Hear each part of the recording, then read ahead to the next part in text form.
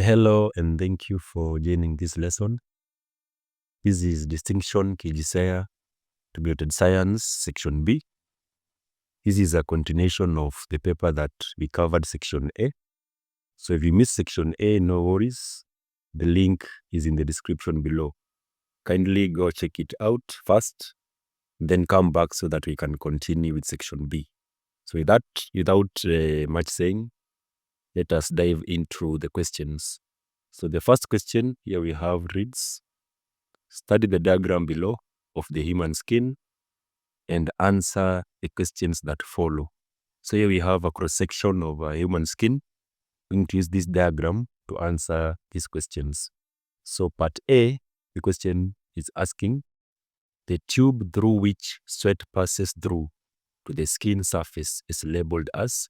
So the tube is here. This is the tube. You can see it is labeled C. This is the tube because here we have the pores. So this is labeled as C. So that tube is known as the sweat duct. Part B, Roman 1, identify the part labeled A. So they're asking us to identify this part. The part is pointing here. So the name of that part is called sweat glands. So we get 1 mark for labeling and stating the part. Roman 2, what is its function in the human skin? So they're asking the function of this part A, which is the sweat gland. So the function, its main function is to produce sweat. It produces sweat which help in regulating body temperature and removing waste products. So that is the function of the sweat glands. Part C, the pigment known as melanin is produced by the cells contained in the epidermis. That is true. This is the part marked as. So this diagram, the epidermis, we know that is the uppermost region. This is the epidermis. You can see it is labeled as D, and therefore the epidermis is labeled as D. So that is how you answer a structured question, especially when it is asking to state, just state directly. Let us go to number 2. Number 2, here we have distinguish between diffusion and osmosis. So the question is asking us to distinguish between what is diffusion and what is osmosis. So we know that diffusion is the movement of particles from a region of higher concentration to a region of lower concentration. That is diffusion. While osmosis, on the other hand, is the movement of water molecules. Take note of the word movement of water molecules from a region of higher water concentration to a region of lower water concentration through a semi-permeable membrane. So that is the definition of osmosis. So that is how you distinguish. So you can see the marks. These are 2 marks. So this is the definition of how we can distinguish diffusion and also osmosis. Let us continue to number 3. Describe any 2 kidney disorders. So we have several kidney disorders. So for my case here, because I can see the marks is 2, and you're told to describe, don't state. Describe means you can state and explain. So most students fail when they are asked to describe, they state. So kindly, when you hear the word describe, you can state and then you explain. So kidney disorders, these are the disorders that we have in the kidney. For example, for case 1, we have kidney stones. These are hard mineral deposits that form in the kidneys and they cause pain. We have another one called kidney failure. This is when the kidney stops working properly and cannot filter waste from the blood. We also have other disorders. For example, we have nephritis. Nephritis is inflammation of the filtering unit in the kidney. We also have other disorder known as uremia, where we have accumulation of waste products in blood that should be removed in urine. We also have what we call proteinuria, whereby proteins are found in urine. So those are kidney disorders. So part B is asking, besides eating too much salt, what are the other causes of kidney disorders? So one cause is eating too much salt. So this question is asking, which are other causes of kidney disorders? So we have many causes. For example, you have infections which can cause kidney disorders. You have uncontrolled diabetes or higher blood pressure can cause kidney disorders. You also have another cause, for example, not drinking enough water can cause kidney disorders. We have another one which is consuming a lot of sugary foods and also taking too much animal protein. So those are the causes of kidney disorders. Let us continue to question number 4. I hope you are following. So in question number 4, write the meaning of the following terms and give an example in each case. So this is, if you look at these terms, molecule, compound, atom, element, this is the first topic in grade 9. So we're going to define what is a molecule. So what is a molecule? A molecule is a group of 2 or more atoms which are bonded together. So example is water. So in exam, when you are told to explain and give example, make sure you explain the meaning and give example. You can see the marks are 2. So that this means that each has 1 mark. So that is the meaning of a molecule.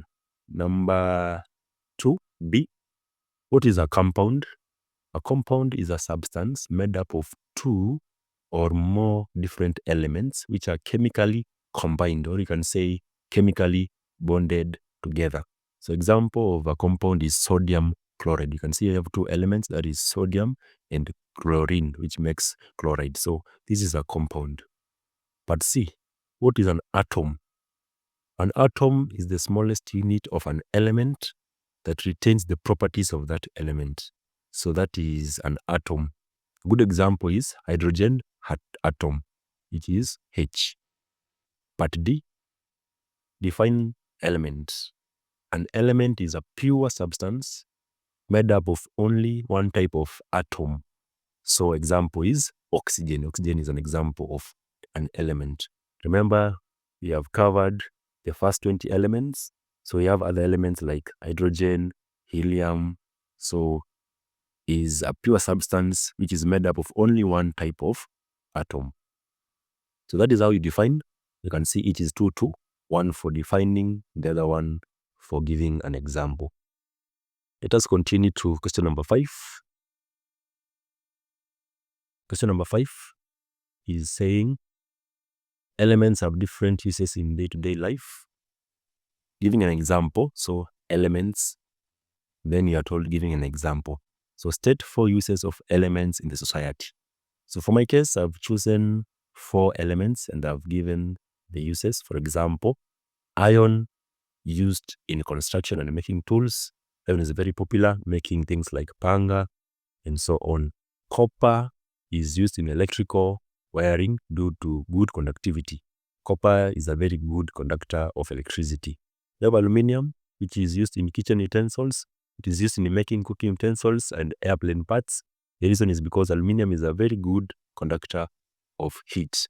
And when making airplane parts, this means it is alloyed with other elements to make up an alloy, which we call it duralumin, which is used to make aircraft parts. Part C, the Roman number 4, we have carbon. Carbon is used in making fuel, that is coal, and in pencils as graphites. So apart from these 4, there are many elements left which you can state. This question is an open question whereby you can state just an element and give its use. For example, you can say oxygen is used for respiration, that is breathing. Also, oxygen is used in hospitals, or even say oxygen is used by sea divers. You can pick another element. For example, you can say chlorine is used to make water disinfectants and also making of bleach. You can also pick another element. For example, argon, it is used in bulb lights. So we have different elements. So this is an open question. So because it is 4 marks, you only pick 4 elements and you state their uses. Let us continue to question number 6. Number 6 is asking us to identify the element that make up the following compounds. So here we have compounds. Remember, compounds, you say this is where we have 2 or more elements which are chemically combined. So here we have a compound, magnesium chloride. So how do we know the element? Know the element from the name. So magnesium chloride, this means it has magnesium as one of the element, and the symbol is Mg. Chloride, it is from chlorine. So the other element is chlorine, which is Cl. Here we have sodium hydride, sodium hydride. So the elements are, one, we have sodium itself, sodium, the symbol is Na. Hydride from hydrogen, so we get hydrogen. This is the element number 2. So these are the elements which makes the compounds. Let us continue to question number 7. Number 7 reads, element L has 10 neutrons and a mass number of 19. What is the atomic number of element L? Know that from this formula that mass number A is equals to atomic number, that is the number of protons, plus number of neutrons, which is N.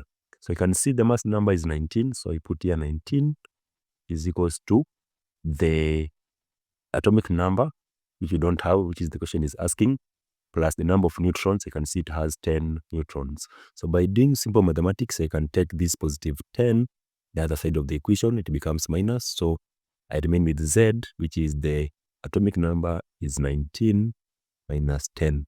So when I subtract 19 minus 10, you get that the atomic number of this element is 9. So you get those 2 marks. Roman 2, determine the number of protons in element L. So we know that the atomic number, when you know the atomic number, we can know the number of protons because it is the same.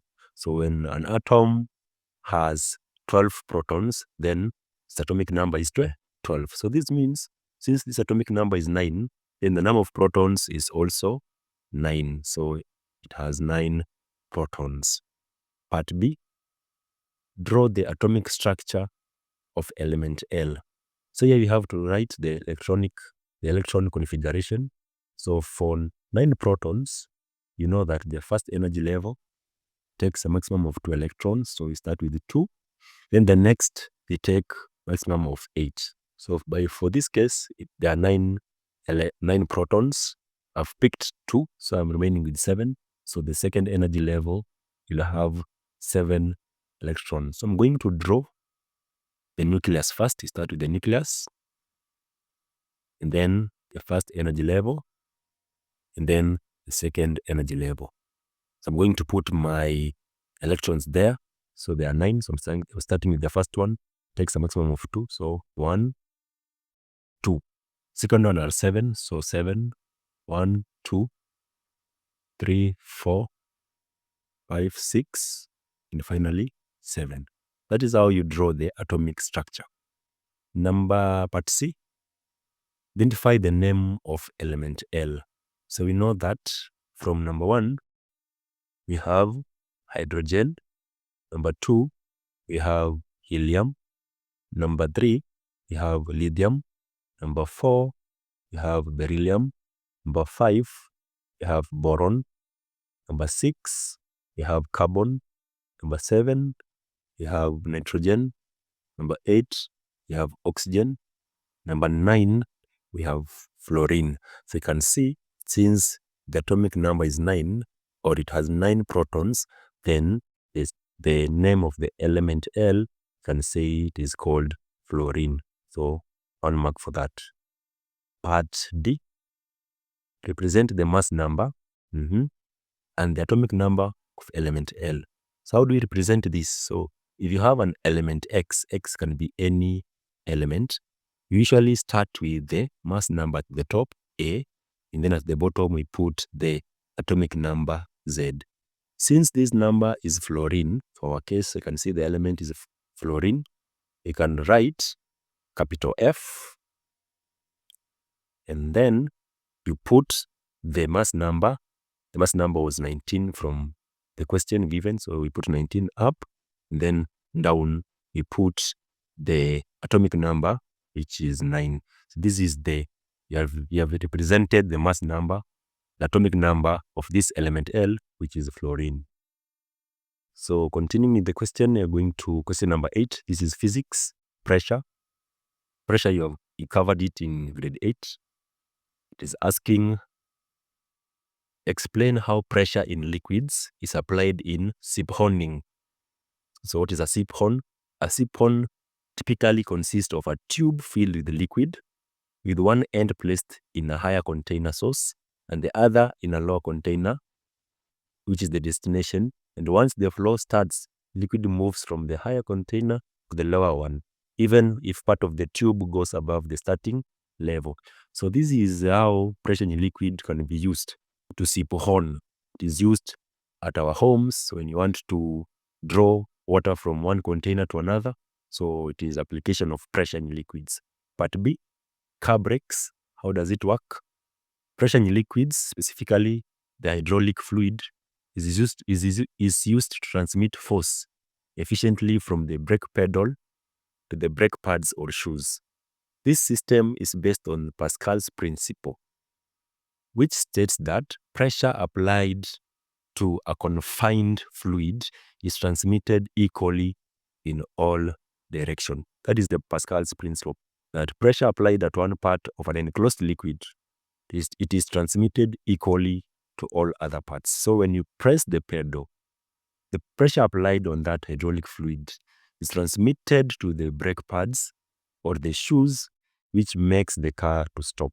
That is basically how a car brakes work. Number 9, state 2 ways of maintaining a healthy human skin. How can we maintain our skin to be healthy? Number 1 is cleaning it gently. So we wash it with soap and water. Is a way of maintaining our human skin and making it healthy. Number 2, by protecting your skin from the sun. That is, you ensure that you don't expose your skin to harsh conditions. Number 3, we can add this by drinking plenty of water. It is a very essential in maintaining a very soft and hydrated skin. You can also ensure that you get enough sleep, because when you sleep, the skin regenerates. So that is the end of this paper. I can see the next paper is paper 2, which is practical. So that is at the end of section B. Let us know which paper you want us to do next. I have many papers, Decimal, Targeter, Stagger. Let us know in the comment which paper you want us to cover next. And please don't forget to like this video and subscribe to this channel for more educational content. Otherwise, I wish you all the best. See you in the next video.